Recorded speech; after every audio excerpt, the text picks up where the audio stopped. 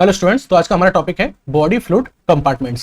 इससे previous lecture में मैंने आपको बॉडी फ्लूइड्स के बारे में पढ़ाया था और जब हमने बॉडी फ्लूइड्स आपको पढ़ाया था तब बताया था कि हमारी बॉडी का जो टोटल बॉडी फ्लूइड होता है, यानी हमारी बॉडी के अंदर जो टोटल फ्लूइड होता है उसको हम दो पार्ट्स में डिवाइड कर देते हैं। एक होता है इंट्रासेलुलर फ्लूइड और एक होता है एक्स्ट्रा सेलुलर फ्लूइड। तो हमारी बॉडी का जो टोटल फ्लूइड है उसमें से वो हिस्सा जो सेल के अंदर रहता है, कहां रहता है? सेल के अंदर रहता है, उसको हम बोलते हैं इंट्रासेलुलर फ्लूइड। और ये जो कंपार्टमेंट है, सेल के अंदर का जो कंपार्टमेंट है, इसको हम बोलते हैं इंट्रासेलुलर कंपार्टमेंट। वो फ्लूइड जो हमारी सेल्स के बाहर रहता है उसको हम बोलते हैं एक्स्ट्रा सेलुलर फ्लूइड, और सेल के बाहर वो जिस भी कंपार्टमेंट में रहेगा उसको क्या बोलेंगे? Extra cellular compartment. तो यहां से आप देख सकते हैं कि हमारी बॉडी फ्लूइड के अगर हम कंपार्टमेंट देखें तो दो कंपार्टमेंट है, एक्स्ट्रा सेलुलर कंपार्टमेंट जिसमें एक्स्ट्रा सेलुलर फ्लूइड रहेगा और इंट्रासेलुलर कंपार्टमेंट जिसमें इंट्रासेलुलर फ्लूइड रहेगा। अब जो हमारा इंट्रासेलुलर फ्लूइड होता है ये बेसिकली क्या होता है? साइटोप्लाज्म होता है और ये हमारे सेल के अंदर रहता है। और जो हमारा एक्स्ट्रा सेलुलर फ्लूइड होता है ये इसको हम दो पार्ट्स में डिवाइड कर देते हैं। एक होता है ब्लड प्लाज्मा, ये कहां मिलता है आपको? ब्लड वेजल्स के अंदर। और दूसरा होता है टिश्यू फ्लूइड। टिश्यू फ्लूइड को हम इंटरस्टिशियल फ्लूइड भी बोलते हैं और ये कहां प्रेजेंट होता है? Between the cell. तो मान लीजिए कोई टिश्यू है, ये क्या है? टिश्यू है, और टिश्यू है तो किससे मिलकर बना हुआ होगा? सेल से मिलकर बना हुआ होगा। और इसके बीच में जो फ्लूइड पाया जाएगा, इसके बीच में जो फ्लूइड पाया जाएगा उसको हम क्या बोलेंगे? टिश्यू फ्लूइड बोलेंगे या इंटरस्टिशियल फ्लूइड बोलेंगे। इतनी बात समझ में आ गई? बॉडी फ्लूइड के कंपार्टमेंट देख लिए, दो कंपार्टमेंट होते हैं, एक्स्ट्रा सेलुलर कंपार्टमेंट और intercellular compartment. Extra cellular compartment में एक्स्ट्रा सेलुलर फ्लूइड प्रेजेंट होगा, इंटरसेलुलर कंपार्टमेंट में इंटरसेलुलर फ्लूइड प्रेजेंट होगा। ठीक है, अब हम बात करते हैं कंपैरिजन ऑफ द कॉन्स्टिट्यूएंट्स कि ये जो हमारा इंट्रासेलुलर फ्लूइड है, यानी वो फ्लूइड जो सेल के अंदर है और वो फ्लूइड जो सेल के बाहर है, इनके कंपोजिशन में क्या अंतर है? ये किस किस चीजों से मिलकर बने हुए हैं, इनकी कंपोजिशन क्या है और उस कंपोजिशन में क्या डिफरेंसेस है? तो हम बेसिकली कंपोजिशन देखने जा रहे हैं of extra cellular fluid and intracellular fluid. तो कंपोजिशन में सबसे पहले हम बात करते हैं केटाइंस के बारे में। तो देखो, आपको ये केटाइंस का डेटा याद रहे ना रहे कोई दिक्कत नहीं है, बट आपको ये चीज जरूर याद रखनी है कि जो आपका एक्स्ट्रा सेलुलर फ्लूइड होता है उसमें सोडियम और कैल्शियम ज्यादा होते हैं, जबकि आपका जो इंट्रासेलुलर फ्लूइड होता है उसमें पोटेशियम आयन ज्यादा होते हैं। यानी सेल के बाहर सोडियम और कैल्शियम आयन की कंसंट्रेशन ज्यादा होती है और सेल के अंदर पोटेशियम आयन की कंसंट्रेशन ज्यादा होती है। आप देख भी सकते हैं एक्स्ट्रा सेलुलर फ्लूइड में, यानी सेल के बाहर 142 एंड कैल्शियम इज 5, बट अगर आप इंटरसेलुलर फ्लूइड में देखो तो यहाँ 142, यहाँ पे 10, यहाँ पे 5, यहाँ पे 1। वहीं पोटेशियम का देखो तो बाहर है 4 लेकिन अंदर है 140। तो आपने क्या समझा कि एक्स्ट्रा सेलुलर फ्लूइड में सोडियम और कैल्शियम ज्यादा होते हैं और इंट्रासेलुलर फ्लूइड में पोटेशियम ज्यादा होता है। So this was all about the cations. अब बात करते हैं एनायंस के बारे में। तो अगर हमको एनायंस के बारे में इनका डेटा याद नहीं रहता है कोई दिक्कत नहीं, जो चीज हमको याद रखने की है वो ये है कि सेल के बाहर यानी कि एक्स्ट्रा सेलुलर फ्लूइड में तो क्या होता है? क्लोराइड और बाइकार्बोनेट आयन ज्यादा होते हैं, लेकिन इंट्रासेलुलर फ्लूइड में फॉस्फेट आयन ज्यादा होता है। एनायंस के बारे में इतना याद रखना है, क्लोराइड और बाइकार्बोनेट बाहर ज्यादा होंगे और फॉस्फेट आयन अंदर ज्यादा होंगे। बात करें प्रोटीन की तो प्रोटीन एक्स्ट्रा सेलुलर फ्लूइड में कम होती है और इंटरसेलुलर फ्लूइड में ज्यादा होती है। बाकी और चीजें हैं वो इतनी ज्यादा इंपॉर्टेंट नहीं है, आप एक बार रफली देख लीजिएगा कि कौन कहां कितना है। तो ये हमने कंपैरिजन अब तक देखा between extra cellular fluid and intracellular fluid. अब लेकिन आपको पता है कि जो एक्स्ट्रा सेलुलर फ्लूइड होता है उसमें दो पार्ट होते हैं, प्लाज्मा और टिश्यू फ्लूइड। टिश्यू फ्लूइड या इसी को हम बोलते हैं इंटरस्टिशियल फ्लूइड। क्या बोलते हैं? Interstitial fluid. अगर मैं इन दोनों का भी कंपैरिजन करूं, आपको पता है ना कि लाइक ये क्या ब्लड कैपिलरी है, ये क्या ब्लड कैपिलरी है, तो इसके अंदर जो है वो क्या है? प्लाज्मा है। ठीक है, फिर ये सेल्स है, सेल्स के अंदर जो है वो क्या है? इंट्रासेलुलर फ्लूइड है। और यहां पे जो है बिटवीन द सेल्स ये क्या है? आपका टिश्यू फ्लूइड है या फिर इंटरस्टिशियल फ्लूइड है। तो ये टिश्यू फ्लूइड और इंटरस्टिशियल फ्लूइड विद प्लाज्मा ये तो किस में काउंट होते हैं? एक्स्ट्रा सेलुलर फ्लूइड में।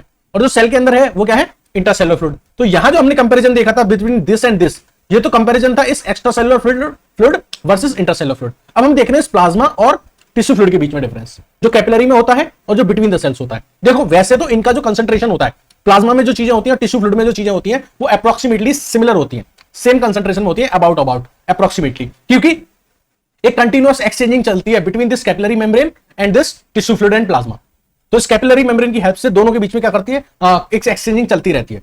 लेकिन थोड़ा सा डिफरेंस होता है। थोड़ा सा डिफरेंस किसमें होता है? एक तो प्रोटीन के अंदर, प्रोटीन में डिफरेंस होता है। प्रोटीन जो होती है वो इस प्लाज्मा वाले पार्ट में ज्यादा होती है rather than this tissue fluid में। क्यों? रीजन क्या है? क्योंकि ये जो कैपिलरी मेम्ब्रेन है ना, ये जो कैपिलरी की मेम्ब्रेन है, ये प्रोटीन के लिए थोड़ा इंपरमिएबल होती है, प्रोटीन को बाहर नहीं जाने देती। तो प्रोटीन को बाहर नहीं जाने देगी तो प्रोटीन अंदर ज्यादा होगी, बाहर क्या होगी? कम होगी। तो एक तो प्रोटीन का डिफरेंस है, दूसरा डिफरेंस क्या है? अगर मैं कैटायंस का कंसंट्रेशन देखूं, किसका? कैटायंस का, यानी पॉजिटिव चार्ज वाली चीजों का, तो कैटायंस का कंसंट्रेशन अंदर ज्यादा है, अंदर क्या है? ज्यादा है, और बाहर क्या है? कम। तो मैंने आपको बताया कि जो एक्स्ट्रा सेलुलर फ्लूइड है वो दो चीजों से मिलकर बना हुआ है, प्लाज्मा और टिश्यू फ्लूइड। इन दोनों का कंसंट्रेशन अप्रोक्सीमेटली सेम है, बस थोड़ा सा ही अंतर होता है। अंदर प्लाज्मा के अंदर प्रोटीन ज्यादा होगी, टिश्यू फ्लूइड के अंदर प्रोटीन कम होगी। रीजन क्या है? कैपिलरी मेम्ब्रेन की permeability. Capillary membrane plasma protein को बाहर जाना अलाउ नहीं कर रही। दूसरा मैंने आपको बताया क्या अंतर है? कैटायंस की कंसंट्रेशन। कैटायन की कंसंट्रेशन जो होगी वो अंदर ज्यादा होगी, बाहर कम होगी। इसका रीजन क्या है? कैटायन अंदर ज्यादा क्यों है बाहर से? उसका रीजन है डोनान इफेक्ट। क्या रीजन है? डोनान इफेक्ट। अब ये डोनान इफेक्ट क्या होता है वो समझिए। ये आपको, ये जो डोनान इफेक्ट है ये आपको समझाएगा कि अंदर कैटायन की कंसंट्रेशन क्यों ज्यादा होती है। तो मैंने आपको अभी एक बात बताई थी कि जो प्लाज्मा प्रोटीन है वो कैपिलरी के अंदर जो प्लाज्मा है उसमें ज्यादा होंगी और बाहर इंटरस्टिशियल फ्लूइड में क्या होंगी? प्लाज्मा प्रोटीन कम होंगी। और इसका रीजन भी बताया था मैंने, ये कैपिलरी की मेम्ब्रेन, ये कैपिलरी की मेम्ब्रेन है, ये प्लाज्मा प्रोटीन को बाहर जाना अलाउ नहीं कर रही है, ठीक है। लेकिन पता है रीजन क्या है? ये जो प्लाज्मा प्रोटीन है ये बेसिकली नेगेटिवली चार्ज है। आपकी जो प्लाज्मा प्रोटीन होती है, लाइक जो सबसे ज्यादा प्लाज्मा प्रोटीन आपके प्लाज्मा में पाई जाती है वो है एल्ब्यूमिन, ग्लोबुलिन और फाइब्रिनोजेन। और ये सब कैसी होती है? नेगेटिवली चार्ज होती है। तो बेसिकली प्लाज्मा प्रोटीन जो कैपिलरी प्लाज्मा में है ये नेगेटिवली चार्ज है। और अगर ये नेगेटिवली चार्ज है तो ये पॉजिटिवली चार्ज वाली चीजों को अपने पास अट्रैक्ट करके रखेंगी।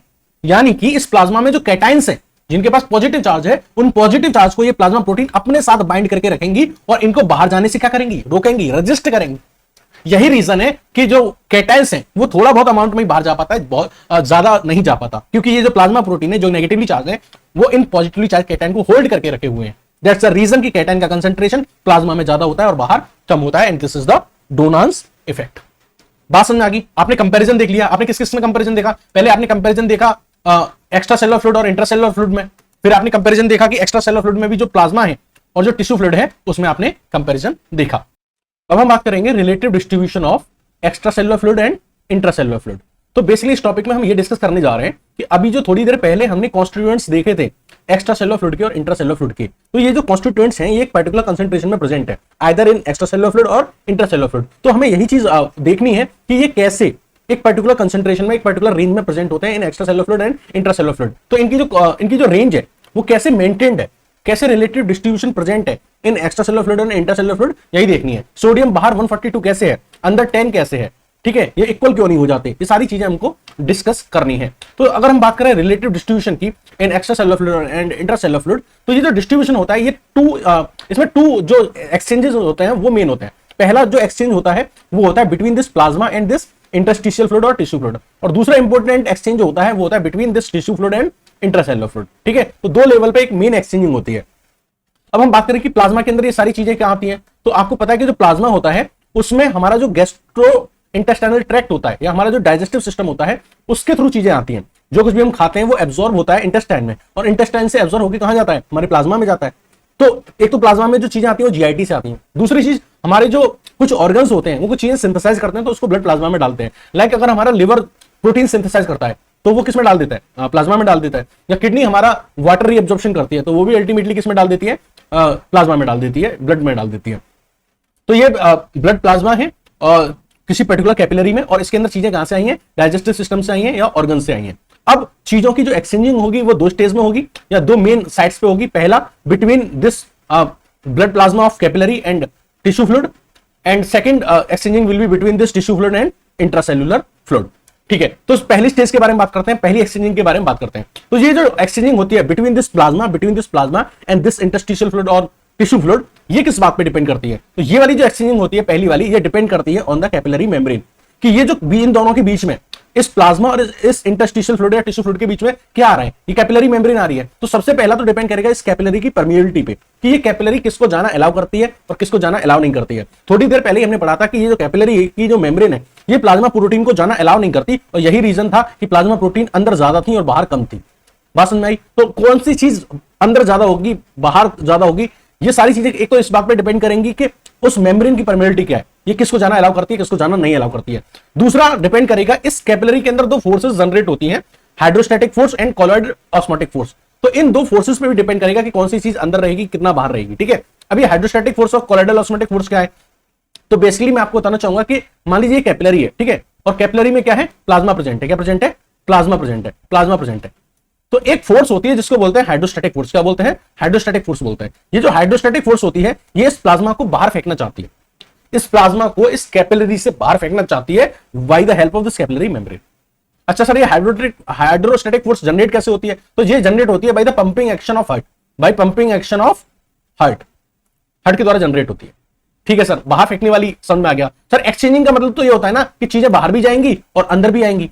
तो एक और फोर्स होती है इसमें जिसको बोलते हैं कॉलॉइडल ऑस्मोटिक फोर्स। ये कॉलॉइडल ऑस्मोटिक फोर्स क्या करती है कि बाहर का जो टिश्यू फ्लूइड होता है या इंटरस्टिशियल फ्लूइड होता है उसको अंदर लाती है। अब सर ये कोलोइडल ऑस्मोटिक फोर्स को कौन जनरेट करेगा? तो आपका जो प्लाज्मा होता है इसमें एक प्रोटीन होती है जिसको बोलते हैं एल्ब्यूमिन। क्या बोलते हैं? एल्ब्यूमिन। ये एल्ब्यूमिन इस कोलोइडल ऑस्मोटिक फोर्स को जनरेट करती है, जिसकी हेल्प से ये टिश्यू फ्लूइड को, बाहर के टिश्यू फ्लूइड को अपने अंदर की तरफ खींचता है। तो बात समझ में आ गई? यहां एक्सचेंजिंग हो रही है, यहां पे आपको एक्सचेंजिंग दिख रही, पहली साइड पे एक्सचेंजिंग दिख रही है आपको। एक्सचेंजिंग किस पे डिपेंड करेगी? एक तो कैपिलरी मेम्ब्रेन की परमिएबिलिटी पे, दूसरा इन दो फोर्स पे। हाइड्रोस्टैटिक फोर्स प्लाज्मा को बाहर फेंकना चाहेगा, colloidal osmotic force tissue fluid को अंदर लाना चाहेगा। तो पहली एक्सचेंजिंग क्लियर है। दूसरा अब हम बात करते हैं exchanging between this interstitial fluid, tissue fluid and between the intracellular fluid. तो चलो दूसरी एक्सचेंजिंग के बारे में बात करते हैं, दूसरी साइड के बारे में। तो अब हम बात कर रहे हैं the exchanging between the intracellular fluid and tissue fluid या फिर इंटरस्टिशियल फ्लूइड। बात समझ में आई? यहां मैंने एक्स्ट्रासेलुलर फ्लूइड क्यों लिखा है? क्योंकि आपको पता है एक्स्ट्रासेलुलर फ्लूइड के दो पार्ट्स होते हैं, प्लाज्मा एंड इंटरस्टिशियल फ्लूइड या फिर टिश्यू फ्लूइड। ठीक है, तो हम डिस्कस करना चाह रहे हैं exchanging between the intracellular fluid and tissue fluid और इंटरस्टिशियल फ्लूइड। तो ये वाली जो एक्सचेंजिंग होगी, ये कौन सी एक्सचेंजिंग है? ये वाली, ये वाली। बात समझ आ रही है आपको? तो ये वाली जो एक्सचेंजिंग होगी ये किस बात पे डिपेंड करेगी? तो एक तो आप देखो कि बीच में बैरियर कौन बन रहा है, तो बीच में बैरियर बन रही है ये सेल मेम्ब्रेन। तो एक तो इस बात पे डिपेंड करेगी ये एक्सचेंजिंग की, ये जो बीच में cell membrane as a barrier की तरह काम कर रही है, इस सेल मेम्ब्रेन की परमिएबिलिटी क्या है, ये किसको बाहर जाना अलाउ कर रही है और किसको अंदर आना अलाउ कर रही है, इस बात पे डिपेंड करेगा। दूसरा एक बहुत इंपॉर्टेंट चीज है जिसपे चीजों का एक्सचेंज डिपेंड करेगा, वो है concentration gradient across the cell membrane. अब ये कंसंट्रेशन ग्रेडियंट क्या होता है? तो आपको एक चीज समझनी है कि अगर आपको एटीपी यूज नहीं करना है, एटीपी यूज नहीं करना है, तो किसी भी चीज का पैसिवली ट्रांसपोर्ट करना है without the use of ATP. तो विदाउट यूज ऑफ एटीपी कोई भी चीज तभी ट्रांसफर होती है जब एक साइड उसकी कंसंट्रेशन ज्यादा हो और दूसरी साइड उसकी कंसंट्रेशन कम हो। यानी कि एनीथिंग, कोई भी चीज या तो वो सॉल्यूट है या वो सॉल्वेंट है, उसकी मूवमेंट कहां से होती है? उसकी हाई कंसंट्रेशन से उसकी लो कंसंट्रेशन की तरफ। मान लीजिए अगर कोई चीज बाहर ज्यादा थी और अंदर कम थी और ये सेल मेम्ब्रेन उसको आना अलाउ कर रही है, तो ये चीज बाहर से अंदर की तरफ जाएगी, फ्रॉम हाई टू लो। बात समझ आ रही है? सिमिलरली कोई चीज अंदर ज्यादा है और बाहर कम है और ये सेल मेम्ब्रेन उसको जाना अलाउ कर रही है, तो ये चीज अंदर से बाहर की तरफ जाएगी। यानी कि सॉल्यूट और सॉल्वेंट अपनी हाई कंसंट्रेशन से लो कंसंट्रेशन की तरफ मूव करते हैं अगर उन्हें मेम्ब्रेन जाना अलाउ करती है तो। बात समझ में आई? लेकिन ये बात हमने किसके बारे में बात करी है अभी? सॉल्यूट और सॉल्वेंट के केस में, कि सॉल्यूट और सॉल्वेंट अपनी हाई कंसंट्रेशन से अपनी लो कंसंट्रेशन की तरफ मूव करते हैं। लेकिन जो हमारे ये फ्लूइड्स हैं, हमारा एक्स्ट्रा सेलुलर फ्लूइड हुआ या फिर इंट्रासेलुलर फ्लूइड हुआ, ये ना तो प्योरली सॉल्यूट की फॉर्म में ना प्योरली सॉल्वेंट की फॉर्म में, ये तो मिक्स है, यानी कि ये तो प्रेजेंट है सॉल्यूशन की फॉर्म में। तो सर सॉल्यूट और सॉल्वेंट का तो आपने बता दिया कि सॉल्यूट और सॉल्वेंट अपनी अपनी अपनी हाई कंसंट्रेशन से लो कंसंट्रेशन की तरफ मूव करेंगे, लेकिन हमें तो बात करनी है सॉल्यूशन के बारे में, क्योंकि हमारा ईसीएफ और आईसीएफ सॉल्यूशन की फॉर्म में प्रेजेंट है। तो आप जो सॉल्यूशन की कंसंट्रेशन मेजर करते हैं, सॉल्यूशन की जो कंसंट्रेशन मेजर करते हैं वो मेजर करते हैं in the term of osmolarity. तो हमारी बॉडी में जो फ्लूइड्स प्रेजेंट है उनकी कंसंट्रेशन मेजर की जाती है ऑस्मोलैरिटी की फॉर्म में। ठीक है, अब ये जो ऑस्मोलैरिटी है ये डिसाइड करेगी मूवमेंट कि कौन किधर से किधर मूव करेगा। ठीक है, कैसे समझिएगा? ऑस्मोलैरिटी क्या होती है? तो अगर आपने थोड़ा सा केमिस्ट्री पढ़ा है तो आपको पता होगा कि osmolarity is equal to i into molarity. और मोलैरिटी क्या होती है? Molarity is small m, that is number of moles of solute upon volume of solution in litre. बात समझ में आई? यहां जो आई जो होता है वो वाटर फैक्टर होता है। आई बेसिकली होता क्या है? लाइक कोई भी सॉल्यूट है उसको आप सॉल्वेंट में डालोगे तो वो कितनी स्पीसीज में टूटेगा, वही आई होता है। जैसे कि मान लीजिए आपने NaCl लिया, ये आपका सॉल्यूट है, ठीक है, और आपने इसको वाटर में डाला। ठीक है, वाटर क्या है? सॉल्वेंट। वाटर क्या है? सॉल्वेंट है।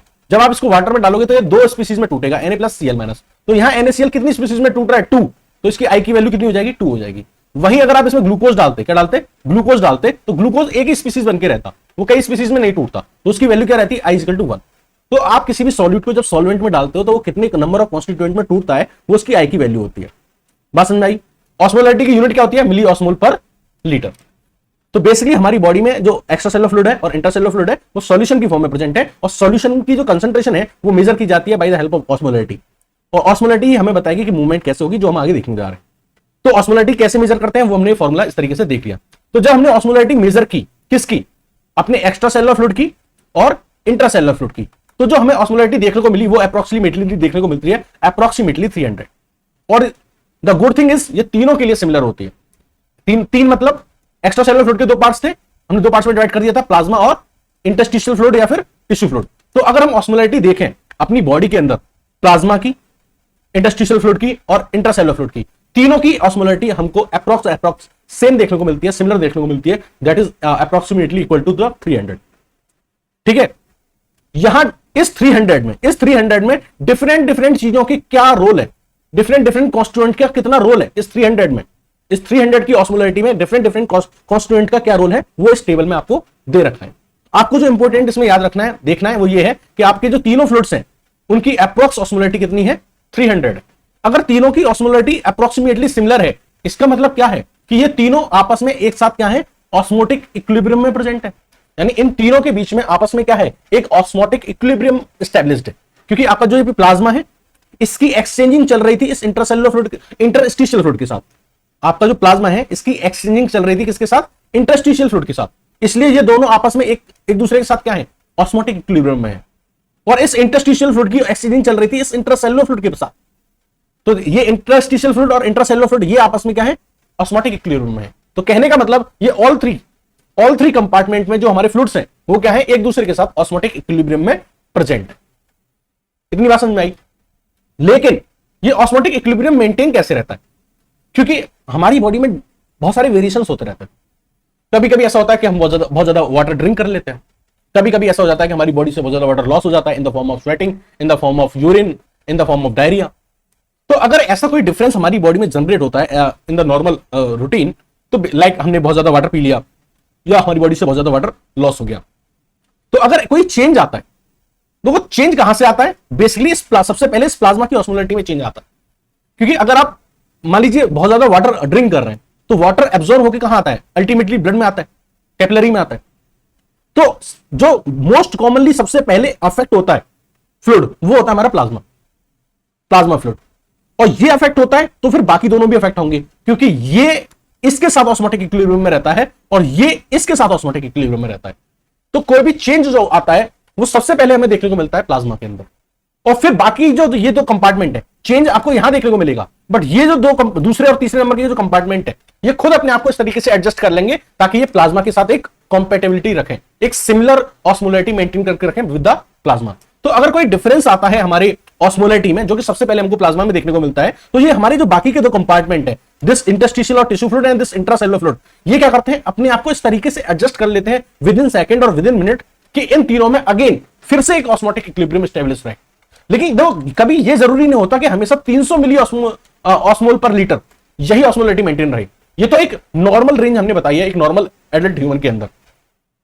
मुद्दा यह है कि जो भी रहे इन तीनों के बीच में सिमिलर रहे। मान लो कि 270 भी है, लेकिन 270 जो है वो तीनों में रहे, मतलब तीनों में एक ऑस्मोटिक इक्विलिब्रियम रहे, अप्रोक्स सिमिलर ऑस्मोलरिटी रहे तीनों कंपार्टमेंट की। अब आइदर इट मे बी 300 और it may be 270, it depend upon the individual constitution, but एक ऑस्मोटिक इक्विलिब्रियम होना यह जरूरी है तीनों कंपार्टमेंट के बीच। तो अगर सबसे पहले प्लाज्मा में कोई इफेक्ट भी आएगा तो ये जो बाकी के दो कंपार्टमेंट है ये एक दूसरे के साथ एक्सचेंजिंग शो करेंगे, और एक्सचेंजिंग इस तरीके से शो करेंगे कि वापस से एक ऑस्मोटिक इक्विलिब्रियम एस्टैब्लिश हो जाए, उसकी वैल्यू चाहे कुछ भी रहे। अब सर ये ऑस्मोटिक इक्विलिब्रियम कैसे वापस से रिगेन कर लेते हैं, तो इसमें जो सबसे इंपॉर्टेंट रोल रहता है ऑस्मोटिक इक्विलिब्रियम में वो रहता है वाटर का। क्योंकि चाहे अगर आप इस सेल मेम्ब्रेन की बात करें, चाहे आप इस सेल मेम्ब्रेन की बात करें, और चाहे आप इस कैपिलरी मेम्ब्रेन की बात करें, ये सेल मेम्ब्रेन और कैपिलरी मेम्ब्रेन दोनों ही वाटर के लिए सबसे ज्यादा परमिएबल होती हैं। यानी वाटर के लिए क्या होती है, हाईली परमिएबल होती है। वाटर की मूवमेंट को तो बिल्कुल मस्ती से अलाउ कर देती है कि ठीक है तुम आराम से घूमो, तुमको जिधर भी जाना है, अंदर से बाहर जाना है, बाहर से अंदर जाना है, इजिली तुमको एक्सेस है आने जाने की। बट अगर हम वहीं बात करें सॉल्यूट्स की, like sodium ion, potassium ion, इनको इजिली परमिशन नहीं होती, बहुत ही सिलेक्टिवली परमिएबल होती है। जो मेम्ब्रेन्स होती है या तो नियरली इम्परमिएबल होती है या फिर बहुत ही सिलेक्टिवली परमिएबल होती है इन आयंस के लिए। तो फिर जब आयंस के लिए इम्परमिएबल है तो फिर बचा क्या, वाटर। यानी सॉल्यूट के लिए तो इम्परमिएबल हो गई तो बचा क्या, सॉल्वेंट यानी वाटर। तो वाटर के कंधे पे सारी जिम्मेदारी आ जाती है इस ऑस्मोटिक इक्विलिब्रियम को मेंटेन करने की। वाटर अपने आप को इस तरीके से शिफ्ट करता है एक कंपार्टमेंट से दूसरे कंपार्टमेंट में कि अगेन जो सिमिलर ऑस्मोलरिटी है उसको क्या किया जा सके, एस्टैब्लिश किया जा सके in any kind of variations. अब सर ये वाटर की मूवमेंट तो आपने बता दी कि वाटर मूवमेंट करेगा और चीजों को क्या कर लेगा, एक मेंटेन इक्विलिब्रियम में ले आएगा। लेकिन वाटर की मूवमेंट होगी कैसे और किस साइड होगी, किधर से किधर होगी, ये कैसे पता पड़ेगा। तो बेसिकली आप समझना चाह रहे हैं केमिस्ट्री ऑफ वाटर मूवमेंट कि वाटर जो है वो किधर से किधर मूव करेगा, किस कंडीशन में। तो इसके लिए आप ये समझिए कि ये चैम्बर 1 है, ये क्या है, चैम्बर 1 है, और ये चैम्बर 2 है। चैम्बर 1 जो है उसमें सॉल्यूट ज्यादा है और सॉल्वेंट कम है। ऐसा सॉल्यूशन जिसमें सॉल्यूट ज्यादा हो और सॉल्वेंट कम हो उसको हम हाइपरटोनिक सॉल्यूशन कहते हैं, ध्यान रखने का, ठीक है। इस सॉल्यूशन के रेस्पेक्ट में हम दूसरा सॉल्यूशन देखते हैं। इस वाले में इस बार सॉल्यूट कम है, उल्टा है, देखो यहां पे सॉल्यूट ज्यादा था, यहां सॉल्यूट कम है, यहां सॉल्वेंट कम था, यहां सॉल्वेंट ज्यादा है। तो अगर हम दूसरे की बात करें, यहां सॉल्यूट कम है और सॉल्वेंट ज्यादा है, तो ऐसे सॉल्यूशन को हम क्या बोलते हैं, हाइपोटोनिक सॉल्यूशन बोलते हैं। ठीक है, अब आप अपने याद करिएगा एक फॉर्मूला कंसंट्रेशन का। कंसंट्रेशन क्या होता है? सॉल्यूट अपॉन सॉल्वेंट, या फिर क्या हो सकता है? सॉल्यूशन। ठीक है, तो कंसंट्रेशन का फॉर्मूला क्या है? Solute upon solvent. जितना सॉल्यूट ज्यादा होगा उतनी ही कंसंट्रेशन ज्यादा होगी, तो जितना सॉल्यूट ज्यादा होगा उतनी ही ऑस्मोलरिटी ज्यादा होगी, जितना सॉल्यूट ज्यादा होगा उतनी ऑस्मोलरिटी ज्यादा होगी। अच्छा, जितना सॉल्वेंट ज्यादा होगा उतनी कंसंट्रेशन कम होगी, तो जितना सॉल्वेंट ज्यादा है उतनी ही कंसंट्रेशन क्या है? कम है। अच्छा, एक और चीज देखो, जितना सॉल्वेंट कम होगा उतनी ही कंसंट्रेशन ज्यादा होगी। ठीक है, जितना सॉल्वेंट कम है उतनी ही कंसंट्रेशन ज्यादा है। ओके, अब जो चीजें आपको याद रखनी है, ये तो समझने वाली बात होगी, जो चीजें आपको याद रखनी है उनको एक बार मैं रिकॉल करता हूं। अगर कहीं सॉल्यूट ज्यादा है, ठीक है, तो उस सॉल्यूशन को हम बोलेंगे हाइपरटोनिक सॉल्यूशन। और अगर सॉल्यूट ज्यादा है तो ऑस्मोलरिटी भी क्या होगी? ज्यादा होगी। और अगर सॉल्यूट कम है तो ऐसे सॉल्यूशन को हम बोलेंगे हाइपोटोनिक सॉल्यूशन। और अगर सॉल्यूट कम है तो ऑस्मोलरिटी भी क्या होगी? कम। इतनी बात समझ में आ गई? हमको बेसिकली समझना था chemistry of water movement. Water क्या है? एक सॉल्वेंट है, और सॉल्वेंट के लिए रूल क्या बताया था मैंने? सॉल्यूट और सॉल्वेंट के लिए मैंने क्या रूल बताया था? कि ये चीजें अपनी हाई कंसंट्रेशन से अपनी लो कंसंट्रेशन की तरफ मूव करेंगी, यही बात बताई थी मैंने। तो आप यहां देखो कि वाटर कहां ज्यादा है और कहां कम है। वाटर क्या है? एक सॉल्वेंट। सॉल्वेंट कहां ज्यादा था? यहां पे ज्यादा था, और यहां पे क्या था? कम था। तो यानी वाटर की मूवमेंट इस चैम्बर से इस चैम्बर की तरफ होगी, high concentration to low concentration. किसकी? अपनी सॉल्वेंट, वाटर की। तो वाटर अपनी हाई कंसंट्रेशन से लो कंसंट्रेशन की तरफ मूव करेगा, ये तो हमने वाटर के रेस्पेक्ट में देखा। अब हम इसे सॉल्यूशन, ओवरऑल सॉल्यूशन के रेस्पेक्ट में देखें तो वाटर की मूवमेंट जो हमें देखने को मिल रही है वो हाइपोटोनिक टू हाइपरटोनिक देखने को मिल रही है। क्लियर है? From hypotonic to hypertonic. दूसरा, from less osmolarity to more osmolarity की तरफ देखने को मिल रही है, from less osmolarity to more osmolarity की तरफ देखने को मिल रही है। वेरी इंपॉर्टेंट लाइन, दोनों बहुत बहुत ज्यादा इंपॉर्टेंट है, इस पूरे लेक्चर में काम आने वाली है। प्लीज ध्यान से सुनिएगा। वाटर की मूवमेंट आप ध्यान से सुनिएगा। वाटर की मूवमेंट कहां से कहां तक होती है? From hypotonic to hypertonic and from less osmolarity to more osmolarity. अब कुछ पागल लोगों को यह लग रहा होगा कि सर आप वाटर की मूवमेंट कहां करा रहे हैं? लेस ऑस्मोलरिटी से मोर ऑस्मोलरिटी, लेस ऑस्मोलरिटी से मोर ऑस्मोलरिटी की तरफ आप वाटर मूवमेंट करा रहे हैं।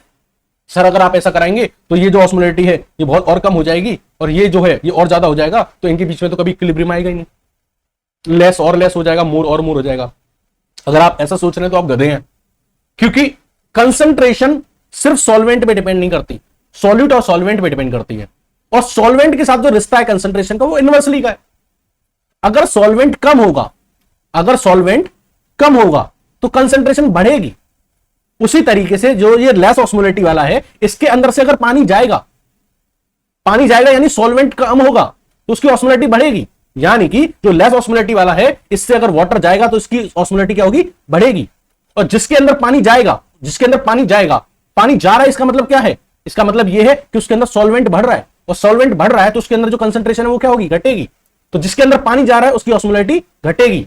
तो लेस ऑस्मोलरिटी वाले से जब पानी जाता है तो उसकी कंसंट्रेशन बढ़ती है, और हाई ऑस्मोलरिटी वाले के पास जब पानी आता है तो उसकी ऑस्मोलरिटी घटती है। इसलिए क्या आ जाते हैं? एक इक्विलिब्रियम में आ जाते हैं। बात समझ में आई? इसलिए इन दोनों के बीच में क्या होता है? एक इक्विलिब्रियम सेट होता है। So this was the movement of water between two compartments. किस बेसिस पे होगा? ठीक है, सो वाटर से आपको यहां समझ में आ गया, it will be from chamber 2 to chamber 1, from water की हाई कंसंट्रेशन टू वाटर की low concentration, from hypotonic solution to hypertonic solution, from less osmolarity to high osmolarity. समझ में आया आपको? Thank you.